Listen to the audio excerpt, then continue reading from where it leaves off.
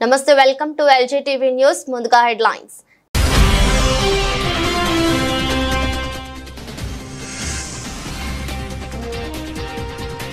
Engineering medical విద్యను తమిళంలో బోధించండి CM Stalin కు అమిత్ షా కౌంటర్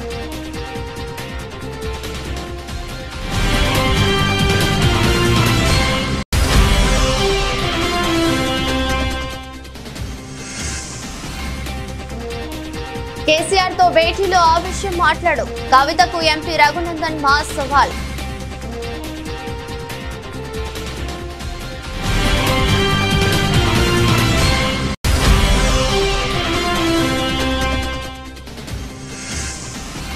రాబోయే డిఎస్సీలో కర్నూలుకు ఎక్కువ మంది ఉపాధ్యాయులు రాబోతున్నారు అసెంబ్లీ వేదికగా మంత్రి నారా లోకేష్ వెల్లడి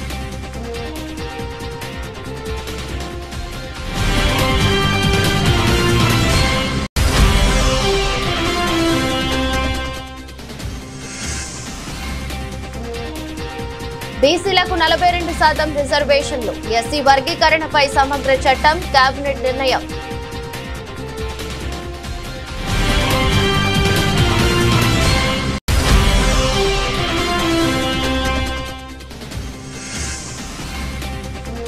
కూటమి గెలుపు మూన్నాల ముచ్చటే టీడీపీ జనసేనలపై మాజీ మంత్రి అంబటి రాంబాబు విమర్శలు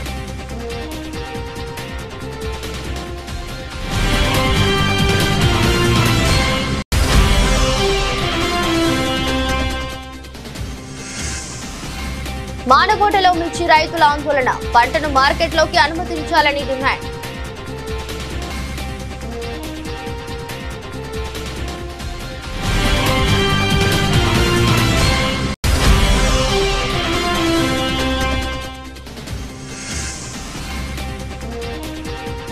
ఆకాశంలో పేలిపోయిన స్పేస్ ఎక్స్ రాకెట్ టెక్సాస్ లోని బోకా చికా వేదికగా స్టార్ షిప్ మెగా రాకెట్ ప్రయోగం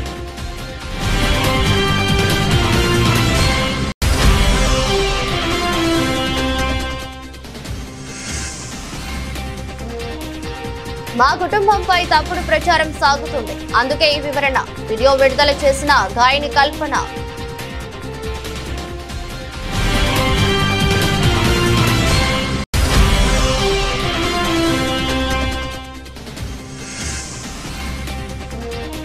$22,500 స్థాయిని దాటిన నిఫ్టీ వరుసగా రెండో రోజు లాభాలు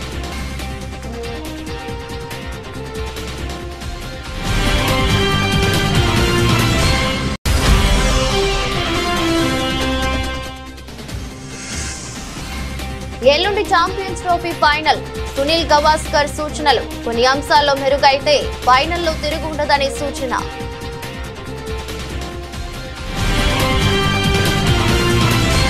ఇంజనీరింగ్ వైద్య విద్యను తమిళ భాషలో బోధించాలని తమిళనాడు సీఎం స్టాలిన్ ను కేంద్ర హోంశాఖ మంత్రి అమిత్ షా కోరారు హిందీ భాషను వ్యతిరేకిస్తూ స్టాలిన్ చేస్తున్న వ్యాఖ్యలకు కౌంటర్ గా అమిత్ షా తన అభిప్రాయాన్ని వ్యక్తం చేశారు మోదీ నేతృత్వంలోని కేంద్ర ప్రభుత్వం స్థానిక భాషల్లో పరీక్షలు రాసే వీలు కల్పించిందని ఇప్పుడు సిఐఎస్ఎఫ్ పరీక్షను తమిళంలోనూ రాయవచ్చు అని మంత్రి పేర్కొన్నారు తమిళనాడులోని రాణిపేటలో జరిగిన 56వ సిఐఎస్ఎఫ్ రైజింగ్ డే ఈవెంట్ లో పాల్గొని ఆయన మాట్లాడారు తమిళ విద్యార్థుల లబ్ధి కోసం ఇంజనీరింగ్ మెడికల్ విద్యను తమిళంలో బోధించాలని సీఎం స్టాలిన్ ను కోరుతున్నట్లు అమిత్ షా తెలిపారు భారతీయ సంస్కృతిని బలోపేతం చేయడంలో తమిళనాడు కీలక పాత్ర పోషించిందన్నారు పరిపాలనా సంస్కరణలైన ఆధ్యాత్మిక చింతన అయిన విద్య అయినా దేశ సమగ్రత ఐక్యత అయినా తమిళనాడు పాత్రను విస్మరించలేమన్నారు मैं आज तमिलनाडु की इस धरती से देश के भाषी भाषाओं में पढ़ने वाले हर युवा को एक बात जरूर बताना चाहता हूं अब तक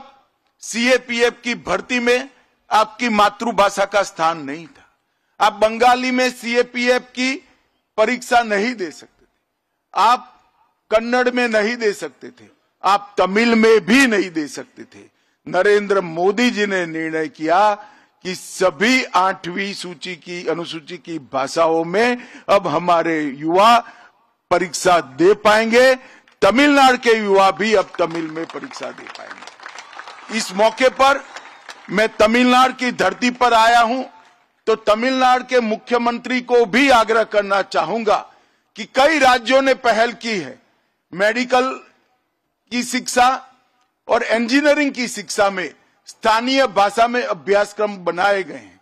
मेरा आग्रह है तमिलनाडु के मुख्यमंत्री को कि तमिलनाडु में भी तमिल भाषा में मेडिकल और इंजीनियरिंग का एजुकेशन शुरू किया जाए, शीघ्र किया जाए। और मैं मानता हूं इससे न केवल अपनी मातृभाषा मजबूत होगी और तमिल माध्यम में पढ़े हुए बच्चों को आगे पर समान अवसर मिलेंगे। मैं आशा करता हूं कि वो जल्दी ही इस पर कुछ कदम उठाएंगे।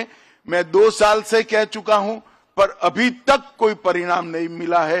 मुझे आशा है कि आज वो जरूर कुछ पहल करे। బీసీలకు అన్యాయం జరిగిందని బీఆర్ఎస్ ఎమ్మెల్సీ కవిత మాట్లాడుతుంటే దయ్యాలు వేదాలు వల్లించినట్లుగా ఉందని మెదక్ ఎంపీ రఘునందన్ రావు విమర్శలు చేశారు.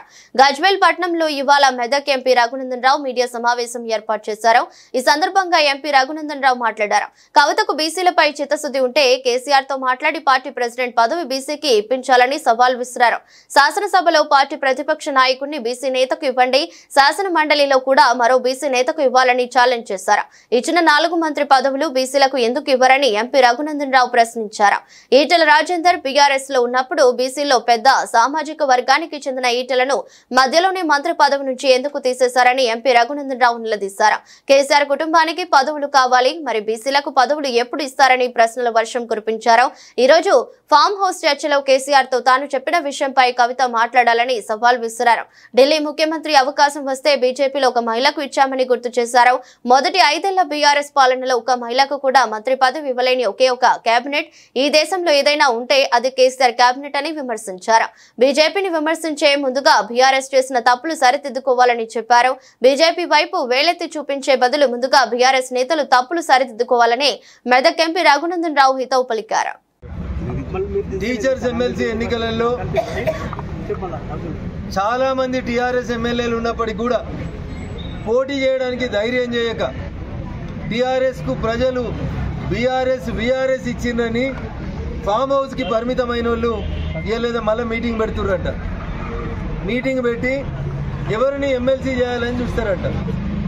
వాళ్ళ బిడ్డ మాట్లాడుతుంది బీసీలకు బీజేపీ అన్యాయం చేసిందని. తల్లి మేము 2 ఎమ్మెల్సీలు ఇస్తే 2 ఎమ్మెల్సీలు గెలిస్తే ఒకటి బీసీ గెలిచినాం, ఒకటి ఓసీ గెలిచినాం. దాదాపు జనాభాలో సగం ఉన్నటువంటి బీసీలని సముచితంగా గౌరవించేటువంటి పార్టీ భారతీయ జనతా పార్టీ. అమ్మ కవితమ్మ, నీకు చిత్తశుద్ధి ఉంటే మీ నాయనతో మాట్లాడి పార్టీ ప్రెసిడెంట్ మీ నాయన అగ్రకులం కాబట్టి వర్కింగ్ ప్రెసిడెంట్ ఒక బీసీకి ఇయ్యండి. శాసనసభలో పార్టీ ప్రతిపక్ష నాయకుడు ఒక బీసీకి ఇయ్యండి. శాసన మండలిలో ఒక ప్రతిపక్ష నాయకుడు అవకాశం ఉంది, ఇంకొక బీసీకి ఇయ్యండి. చేసేటప్పుడేమో చెయ్యరు, ఇచ్చేటప్పుడేమో ఇయ్యరు. ఇచ్చిన ఈ 4 ఇయ్యరు బీసీలకు మీరు మంత్రి పదవులు. నడిమిట్లోనే ఈటల రాజేందర్ అనేటువంటి ఒక బీసీ తెలంగాణలో పెద్ద సామాజిక వర్గం అని చెప్పిన సామాజిక వర్గానికి మంత్రి పదవి వీకేసింది టీఆర్ఎస్ పార్టీ. ఇవాళ కవితమ్మ వచ్చి బీసీలకు అన్యాయం చేస్తున్నారని మాట్లాడితే దయ్యాలు వేదాలు వాళ్ళు ఇచ్చినట్లున్నాయి. కవిత గారు ఇంకొకటి కాదు, నీకు పదవి కావాలి, మీ బావకు పదవి కావాలి, మీ అన్నకు పదవి కావాలి, మీ నాయనకు పదవి కావాలి. మరి ఇక బీసీలకు పదవి ఎప్పుడు ఇస్తారు కవితమ్మ అనేది ఒక్కసారి ఇలా ఫామ్ హౌస్ చర్చలో నువ్వు మాట్లాడు. మీ నాయనతోటి చెప్పు, అర్జెంటుగా వర్కింగ్ ప్రెసిడెంట్ పదవిని ఒక బీసీకి ఇవ్వని చెప్పు. శాసనసభలో బీసీకి ఇవ్వకపోతే మహిళకి ఇయ్యండి. మేము మొన్న ఢిల్లీ ముఖ్యమంత్రి మాకు అవకాశం వస్తే ఒక మహిళకి ఇచ్చినాం. రేపు మహిళా దినోత్సవం వస్తుంది, మహిళల్ని గౌరవించమని చెప్పు మీ నాయనని. మొదటి 5 సంవత్సరాలు ఒక్క మహిళకు కూడా మంత్రి పదవి ఇవ్వకుండా ఉన్న ఒకే ఒక కేబినెట్ ఈ దేశంలో ఏంటంటే అది చంద్రశేఖరరావు గారి కేబినెట్. అందుకని బీజేపీని విమర్శించే కంటే ముందు మీ ఈపు మీ కనబడతలే చెల్లె జర ఎవరైనా వెనకాల ఉండాలని చేసి చెప్పుమని మీ తప్పులు మీరు సరిదిద్దుకోండి. మా వైపు వేలెత్తి చూపే బదులు మిమ్మల్ని మీరు సంస్కరించుకోండి అని చెప్పి ఈ సందర్భంగా సోదరి కవితకి టీఆర్ఎస్ పెద్దలకి తెలియజేస్తారు. థ్యాంక్ యూ అనండి. కర్నూలు జిల్లాలో మారుమూల ప్రాంతాలకు కూడా సాగు తాగునీరు అందించడమే తమ లక్ష్యమని మంత్రి నారా లోకేష్ స్పష్టం చేశారు. ఈ విషయమై ఉప ముఖ్యమంత్రి పవన్ కళ్యాణ్ తో 2 సార్లు చర్చించినట్లు అసెంబ్లీ వేదికగా చెప్పారు. స్థూల నమోదు నిష్పత్తి, అక్షరాస్యతతో కర్నూలు వెనుకబడి ఉందనేది ఎవరూ కాదనలేని వాస్తవమని ఆయన అన్నారు. అందుకే రాబోయే డిఎస్సీలో కర్నూలుకు ఎక్కువ మంది ఉపాధ్యాయులు రాబోతున్నారని తెలిపారు. గ్రాస్ ఎన్రోల్మెంట్ రేషియో కానీ, లిటరసీ రేట్ కానీ, డ్రాప్ అవుట్ కూడా చూస్తే అన్నిట్లో కర్నూలు పార్లమెంట్ వెనుకబడి ఉంది. అది వాస్తవం, దాంట్లో ఎలాంటి సందేహం లేదు. అందుకే మీరు ఈసారి చూస్తే డిఎస్సి లో రిక్రూట్మెంట్ లో పెద్ద ఎత్తున కర్నూలుకే ఉపాధ్యాయులు రాబోతున్నారు అధ్యక్ష. చాలా సీరియస్ గా తీసుకుంటున్నాను ఇది. అపార్ ఐడి అని కేంద్ర ప్రభుత్వం ఇప్పుడు స్లోగా మ్యాండేట్ చేస్తున్నారు. అంటే పిల్లలకి జీవితాంతం ఒక ఐడి వచ్చేస్తుంది, ఆధార్ కి ఇంటిగ్రేట్ చేసి ఒక ఐడి వస్తుంది. సో కేజీ నుంచి పీజీ వరకు అదే ఐడి వాళ్ళతో ట్రావెల్ అవుతుంది. మేము మాట్లాడుకుంది ఏంటంటే అపార్ ఐడి ద్వారా మేము ట్రాక్ చేద్దాం. ఒక కంట్రోల్ రూమ్ పెట్టి ట్రాక్ చేసి పిల్లలు ఎక్కడున్నారు, ఒక వారం పాఠశాలకు రాకపోతే ఎందుకు రావట్లేదు, ఎక్కడికి వెళ్ళారు ఈ పిల్లలు అనేది ఇప్పటి నుంచి ట్రాక్ చేద్దాం. ఐటీ ఇన్ఫ్రాస్ట్రక్చర్ మొత్తం మేము తయారు చేస్తున్నాం. ఎడ్యుకేషన్ పైన ఎటుకో షార్ట్ డిస్కషన్ ఇన్ డీటెయిల్ వెళ్ళిపోతే ట్రాక్ చేసి ఒక్కరు కూడా డ్రాప్ అవుట్ అవ్వకూడదు. ఇక్కడ రెండు విషయాలు. ఒకటి, మీరు అన్నట్టు హాస్టల్ చాలా లిబరల్ గా వాడేసాం. మీరు ప్రశ్న అడిగారు, లిబరల్ గా చెప్పాం. మీరు అన్నట్టు బ్రేక్ఫాస్ట్, లంచ్, డిన్నర్ ఇక్కడ హాస్టల్ వసతులు లేవు, వాస్తవం, అందరు తెలిసిన విషయం. కానీ మేము ఆలోచించే రెండు విషయాలు. ఒకటి, ఇప్పుడున్న సంక్షేమ హాస్టల్స్ ఎట్లా బలోపేతం చేయాలి. ఒక భాగం అయితే వలసలుగా వెళ్తారు అధ్యక్ష. ప్రధానంగా వాళ్ళందరూ మిర్చి సమయంలో ఇక్కడికి వచ్చి, గుంటూరులో ఎక్కువ శాతం మంది ఇక్కడ ఉంటారు. సో వాళ్ళు ఇక్కడికి వచ్చినప్పుడు ఇక్కడ అడ్మిషన్స్ ఇవ్వచ్చా, దానికి విధి విధానాలు ఏంటి అంటే వచ్చేది ఒక 4 నెలలు 5 నెలలకి ఇక్కడ అడ్మిషన్స్ ఇచ్చి వాళ్ళ పిల్లలకి చదువు ఇక్కడ కొనసాగించచ్చా. ఎందుకంటే అక్కడ స్కూల్ కిట్ ఎక్కువ ఇస్తాం కనుక ఇక్కడ చేయొచ్చు. ఆ ట్రాకింగ్ కూడా ఇప్పుడు మొదలు పెడతాం. అది ఒక భాగం. అంటే ఒక పక్కన హాస్టల్స్, ఇంకో పక్కన ఈ ట్రాకింగ్ రెండు ఉంటేనే డ్రాప్ అవుట్ రేట్ తగ్గుతుంది. దాంట్లో ఎలాంటి సందేహం లేదు. బీసీలకు స్థానిక సంస్థల్లో 42% రిజర్వేషన్ల అమలుపై అసెంబ్లీలో తీర్మానం చేయాలని రాష్ట్ర మంత్రివర్గం నిర్ణయించింది. ఎస్సీల వర్గీకరణపై ముసాయిదా బిల్లుకు ఆమోదం తెలిపింది. ముఖ్యమంత్రి రేవంత్ రెడ్డి అధ్యక్షతన గురువారం సచివాలయంలో జరిగిన రాష్ట్ర మంత్రివర్గ సమావేశంలో పలు కీలక నిర్ణయాలు తీసుకున్నారు. కేబినెట్ నిర్ణయాలను మంత్రులు పొంగులేటి శ్రీనివాసరెడ్డి, పొన్నం ప్రభాకర్ మీడియాకు వెల్లడించారు.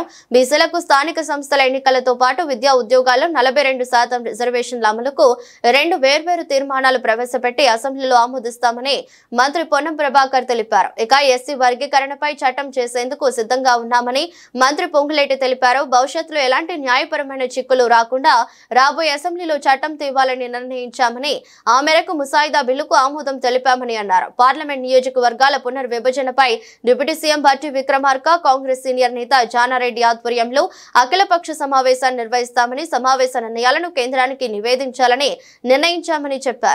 తెలంగాణ రాష్ట్ర ప్రభుత్వం బీసీ రిజర్వేషన్లకు సంబంధించి జరిపిన కుల సర్వే, దాని తర్వాత బలహీన వర్గాలకు సంబంధించిన మేధావులు సంఘాల ద్వారా మిస్ అయిన వారికి సంబంధించి మరొకసారి అవకాశం ఇవ్వమని అడిగిన దాని దృష్ట్యా 3 పద్ధతుల్లో అవకాశం ఇచ్చి తేదీ ముగిసిన తర్వాత ఈరోజు మళ్ళీ క్యాబినెట్లో ఇందుకు సంబంధించిన అంశం మీద చర్చ చేసి రాబోయే శాసనసభ సమావేశాల్లో బీసీల రిజర్వేషన్కు సంబంధించి 42% పెంచే ముసాయిదా చట్టాన్ని ఈరోజు బిల్లును క్యాబినెట్ ఆమోదించింది.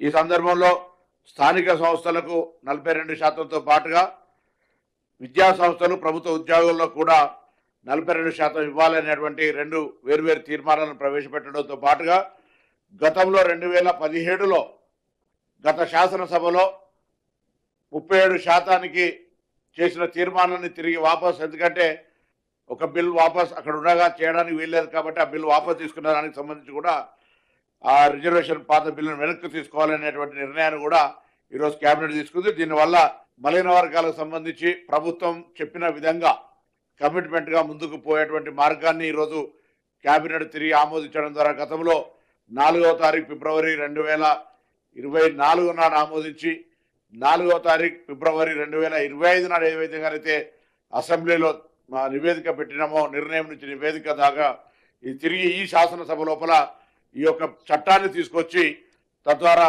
31C కానీ రాజ్యాంగంలో ఉన్నటువంటి అనేక ప్రొవిజన్స్ ప్రకారంగా ఇది అమలు చేయడానికి తెలంగాణ రాష్ట్ర ప్రభుత్వం చిత్తశుద్ధితో ప్రయత్నం చేస్తుంది. ఇందుకు సంబంధించి అందరూ కూడా సహకరించాలని ఈ సందర్భంగా విజ్ఞప్తి చేస్తారు. ఇచ్చిన వాగ్దానాలు నిలబెట్టుకోలేని దౌర్భాగ్య స్థితిలో కూటమి ప్రభుత్వం ఉందని గుంటూరు జిల్లా వైఎస్ఆర్సీపీ అధ్యక్షులు మాజీ మంత్రి అంబటి రాంబాబు అన్నారు. చంద్రబాబు మోదీతో కలిస్తే తప్ప గెలవలేని పవన్ కళ్యాణ్ జగన్ గారి మీద మాట్లాడుతున్నాడని విమర్శించారు. కూటమి గెలుపు మున్నాలు ముచ్చటే అంటూ ఎద్దేవా చేశారు. మేము దూషిస్తే మాత్రం ఏం అనుకోమాకండి. జనసేన నాయకులకి, జనసేన కార్యకర్తలకి, పవన్ కళ్యాణ్ గారికి, మళ్ళీ కొత్తగా వచ్చిన ఎమ్మెల్సీ గారికి చెప్తున్నా, మీరు దూషిస్తేనో మీరు విమర్శిస్తేనో మేము ఓర్పుగా ఉండాలి. మేము ఏదన్నా మాట్లాడితే మాత్రం ఊరుకోం, చెప్పులు తీస్తాం, పంచలు లాగుతాం. సన్నాసులు, ఎదవలు, సుంటలు అని మాట్లాడమాకండి. మీరు కాస్త ఓర్పుగా వినండి. మీరు రాబోయే కాలంలో ఏ రకమైన దుస్థితికి మీరు చేరబోతున్నారో నేను చాలా స్పష్టంగా చెప్పదలుచుకున్నా. అయ్యా లోకేష్ గారు, అయ్యా పవన్ కళ్యాణ్ గారు, ఇచ్చిన వాగ్దానాలు నిలబెట్టుకోలేని దౌర్భాగ్యమైన పరిస్థితుల్లో ఉండి ఇవాళ జగన్మోహన్ రెడ్డి గారి మీద బురద జల్లే కార్యక్రమం. ఎస్, జగన్మోహన్ రెడ్డి గారు అన్నారు, అన్నమాట వాస్తవం. ఇంకోటి ఎవరు చెప్తున్నా, పవన్ కళ్యాణ్ గారికి, నారా చంద్రబాబు నాయుడు గారికి, లోకేష్ గారికి, అదేవిధంగా ఎవరు మనోహర్ గారికి చెప్తున్నా, ఓటమి ఎరుగని ధీరుడు మా రాజశేఖర రెడ్డి గారి కుమారుడు జగన్మోహన్ రెడ్డి అని మనం చేస్తున్నా. 3 సార్లు పార్లమెంటు సభ్యుడిగా 3 సార్లు శాసనసభ్యుడిగా గెలుపొందాడు. 2 సార్లు పార్లమెంటు సభ్యుడిగా గెలుపొందినటువంటి వ్యక్తి జగన్మోహన్ రెడ్డి గారు. అంత ప్రజాబలం కలిగినటువంటి జగన్మోహన్ రెడ్డి గారు, మేము 100% స్ట్రైక్ రేట్ అంటాడు ఒక ఆయన. అవునా, మీరు 100% స్ట్రైక్ రేటే. మా ఊర్లో ఒక ఆయన ఉన్నాడు, ఏమండి ఎంత పొలం ఉందని అడిగాం. 351 ఎకరం ఉందండి అన్నాడు. ఏమయ్యా నీకు 350 ఎకరం ఎక్కడ ఉంది? నాకును చల్లపల్లి జమీందారు గారికి కలిపి 351 ఎకరం ఉందన్నాడు. ఏమయ్యా నీకెంత ఉంది చెప్పండి. నాకు 1 ఎకరం అండి, కడమ మొత్తం మా చల్లపల్లి జమీందారు గారిది 2 పక్క అమ్మటే ఉండే, అందుకని 351 ఎకరం అని చెబుతారండి అన్నాయంట. అట్లాగే నీకు స్ట్రైక్ రేట్ ఎక్కడుందయ్యా? నువ్వు చంద్రబాబు మోడీ కలిసి వస్తే నీకు స్ట్రైక్ రేటు రా, సింగిల్ కదా. నీ పర్సంటేజ్ ఏంటో తెలిపోద్ది, నీ కెపాసిటీ ఏంటో తెలిపోద్ది. 2 చోట్ల నిలబడ్డావు, తుక్కుగా ఓడిపోయావు సింగిల్గా. అంతకుముందు మీ అన్న 18 సీట్లు వచ్చినాయి. మీరు జగన్మోహన్ రెడ్డి గారి గురించి మాట్లాడేటటువంటి ధైర్యం మీరు చేస్తున్నారు. మా దురదృష్టం, ఈ ప్రజాస్వామ్య దేశంలో మీకు అవకాశం వచ్చింది, 4 కలిసి వచ్చారు, మా మీదకి వచ్చారు, సింగిల్గా మేము వచ్చాము. మీ కూటమి గెలిచింది. 3 నాళ్ల ముచ్చట. కూటమి అనేకమైన వాగ్దానాలు చేసి ఏ వాగ్దానాన్ని నిలబెట్టుకోలేని దౌర్భాగ్య పరిస్థితికి నెట్టబడుతుంది. సంవత్సరం కూడా కాలేదు, 9 మాసాలకి ఇంత వ్యతిరేకత తెచ్చుకున్నటువంటి ప్రభుత్వాలు ఈ రాష్ట్రంలో లేవు, ఈ దేశంలో లేవు. అసలు 9 మాసాలకి ఇలా అయితే 2 సంవత్సరాలు ఆగండి అయ్యా. జనం ఏ రకంగా మిమ్మల్ని ఉమ్ము పెట్టి ఊస్తారో, ఒక్క హామీని కూడా నిలబెట్టుకోలేకపోతున్నారు. పరిపూర్ణంగా కేటాయిస్తారు, ఎగ్గొడతారు, కేటాయిస్తారు, ఎగ్గొడతారు. మీరు వచ్చి ఇవాళ ఈ రకమైనటువంటి మాటలు లోకేష్ గారు, పవన్ కళ్యాణ్ గారు, సరే పవన్ కళ్యాణ్ గారు ఏం మాట్లాడలేదు అనుకోండి, పవన్ కళ్యాణ్ గారి తరఫున మాట్లాడి వ్యవసాయ మార్కెట్లోకి మిర్చి బస్తాలను అనుమతించాలని రైతులు ఆందోళనకు దిగారు. బయ్యారం, డోర్నకల్, సుదూర మండలాల నుంచి వచ్చిన రైతులు గురువారం రాత్రి మహబూబాబాద్ మార్కెట్ ఎదుట నిరసన తెలిపారు. మార్కెట్లోకి మిర్చి బస్తాలు తీసుకురావడానికి 3 రోజులుగా ఇబ్బంది పడుతున్నామని, ఇప్పుడు మళ్లీ ట్రాక్టర్లో బస్తాలను తెస్తే అధికారులు వాహనాలను అడ్డుకుంటున్నారని ఆరోపించారు. అసలే మార్కెట్లో కాంటాలు కాక రైతులు ఇబ్బంది పడుతుంటే మార్కెట్ కు మాత్రం వరుసగా రైతులకు ఎలాంటి సమాచారం లేకుండా సెలవులు ప్రకటించి గేట్లకు తాళాలు వేసి ఇబ్బంది పెడుతున్నారని మండిపడ్డారు. ఉన్నతాధికారులు వెంటనే స్పందించి తమకు న్యాయం చేయాలని కోరారు. ఈ ఘటనపై మార్కెట్ కార్యదర్శి షంషీర్ ను వివరణ కోరగా 2 రోజులుగా జిల్లాలోని అన్ని మండలాల నుంచి మిర్చి ఎక్కువ సంఖ్యలో వచ్చిందని, మార్కెట్ షెడ్లు మొత్తం నిండిపోయినట్టు తెలిపారు.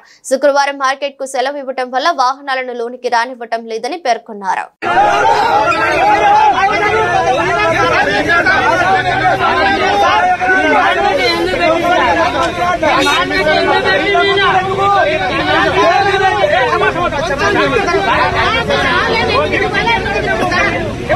ప్రపంచ బిలియనీర్ ఎలాన్ మస్క్ కు చెందిన స్పేస్ ఎక్స్ ప్రయోగించిన స్టార్షిప్ మెగా రాకెట్ అంతరిక్షంలో పేలిపోయింది. ప్రయోగం విజయవంతమైన ఆ తర్వాత ఒక్కసారిగా పేలిపోయి చెల్లాచెదురైంది.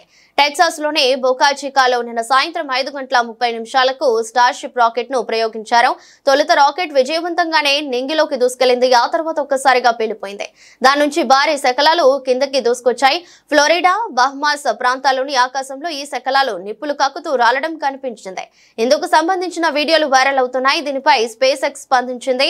వీటి నుంచి పాఠాలు నేర్చుకుంటామని తెలిపింది. కాగా స్పేస్ ఎక్స్ జనవరిలో నిర్వహించిన పునర్వినియోగ భారీ రాకెట్ స్టార్షిప్ ప్రయోగం కూడా విఫలమైంది. సాంకేతిక కారణాల వల్లే ఇలా జరిగినట్టు అప్పట్లో స్పేస్ ఎక్స్ ప్రకటించింది.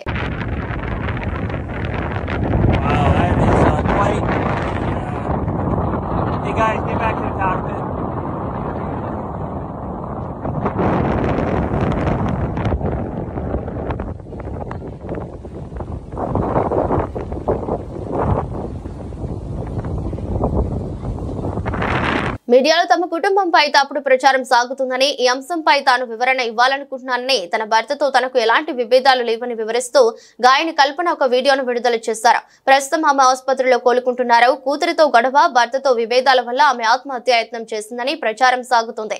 అయితే అధిక మోతాదులో నిద్ర మాత్రలను తీసుకోవడం వల్లే అపస్మారక స్థితిలోకి వెళ్లినట్లు కల్పన కుటుంబం వివరణ ఇచ్చింది. అయినప్పటికీ తప్పుడు ప్రచారం జరుగుతుందంటూ కల్పన ఒక వీడియోను విడుదల చేశారు. తమ కుటుంబంపై జరుగుతున్న తప్పు ప్రచారంపై వివరణ ఇవ్వాలనుకుంటున్నానని, తన భర్తపై తప్పుడు ప్రచారాన్ని ఆపివేయాలని ఆమె అందులో కోరారు. ఒత్తిడి కారణంగానే నిద్ర పట్టలేదని, అధిక మోతాదులో నిద్ర మాత్రలు వేసుకున్నట్లు వెల్లడించారు. తన కుటుంబం చాలా సంతోషంగా జీవిస్తుందని, తన భర్త సహకారం వల్లే ఎన్నో చేయగలుగుతున్నానని ఆమె తెలిపారు. తనకు వృత్తిపరమైన ఒత్తిడి కారణంగా నిద్ర సరిగ్గా పట్టడం లేదని తెలిపారు. అందుకోసం చికిత్స తీసుకుంటున్నానని, వైద్యులు సూచించిన ప్రిస్క్రిప్షన్ లోని టాబ్లెట్లను అధిక మోతాదులో తీసుకున్నానని తెలిపారు.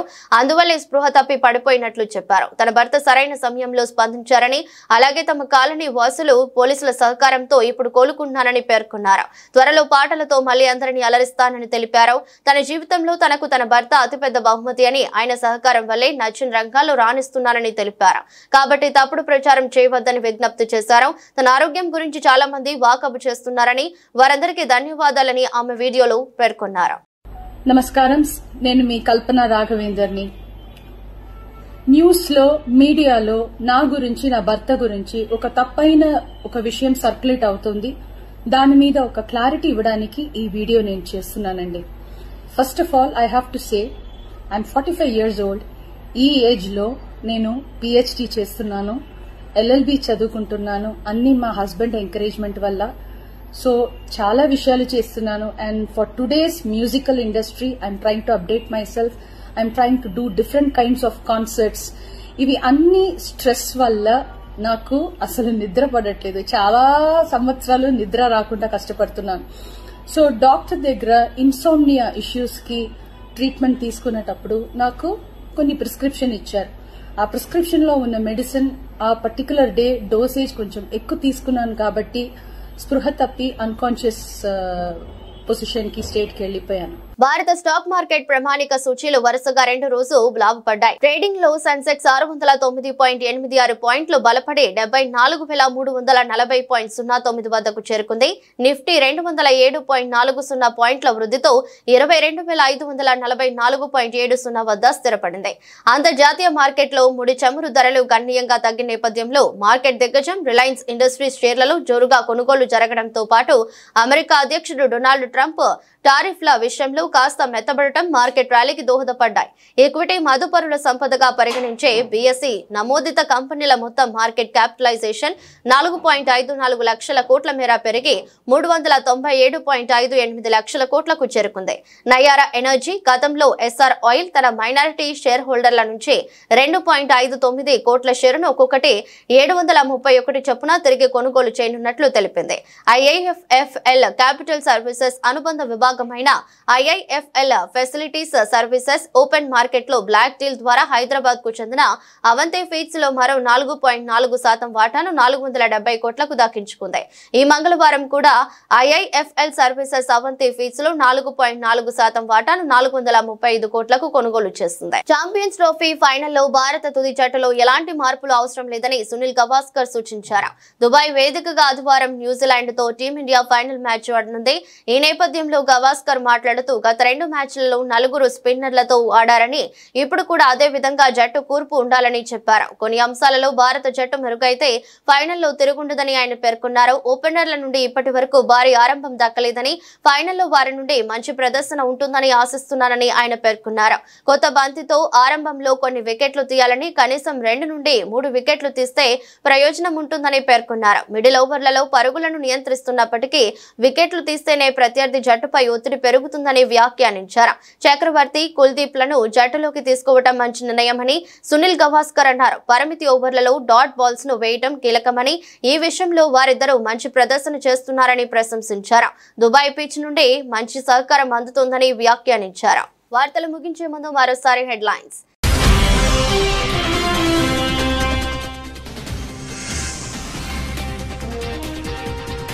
ఇంజనీరింగ్ మెడికల్ విద్యను తమిళంలో బోధించండి, సీఎం స్టాలిన్ కు అమిత్ షా కౌంటర్.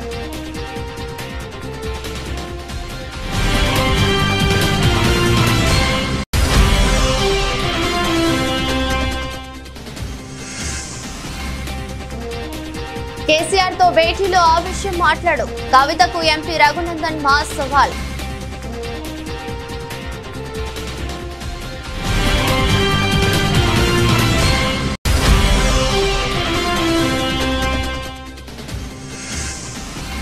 రాబోయే డిఎస్సీలో కర్నూలుకు ఎక్కువ మంది ఉపాధ్యాయులు రాబోతున్నారు. అసెంబ్లీ వేదికగా మంత్రి నారా లోకేష్ వెల్లడి.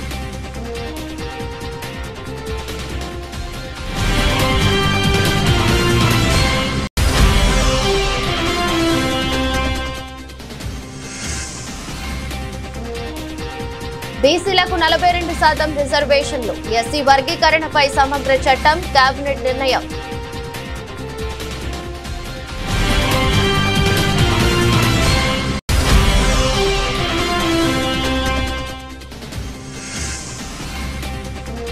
కూటమి గెలుపు మూన్నాల ముచ్చటే. టీడీపీ జనసేనలపై మాజీ మంత్రి అంబటి రాంబాబు విమర్శలు.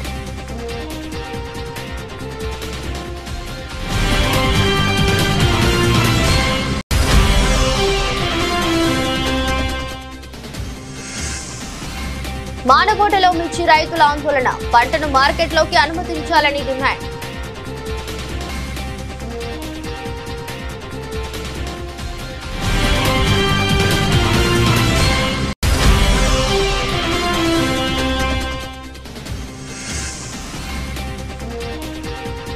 ఆకాశంలో పేలిపోయిన స్పేస్ ఎక్స్ రాకెట్. టెక్సాస్ లోని బోకా చికా వేదికగా స్టార్ షిప్ మెగా రాకెట్ ప్రయోగం.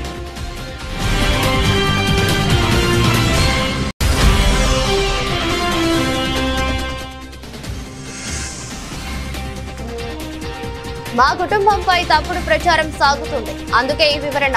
వీడియో విడుదల చేసిన గాయని కల్పన.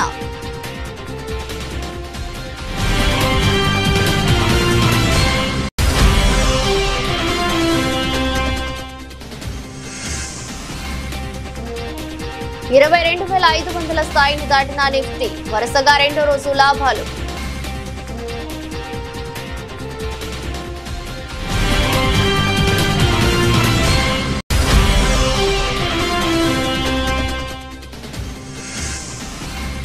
ఎల్లుండి ఛాంపియన్స్ ట్రోఫీ ఫైనల్.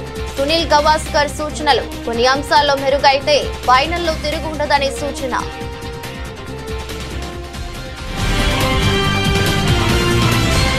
ఈ దృష్టి బులెటిన్ మరో బులెటిన్లో మళ్ళీ కలుద్దాం. అంతవరకు సెలవు. నమస్కారం.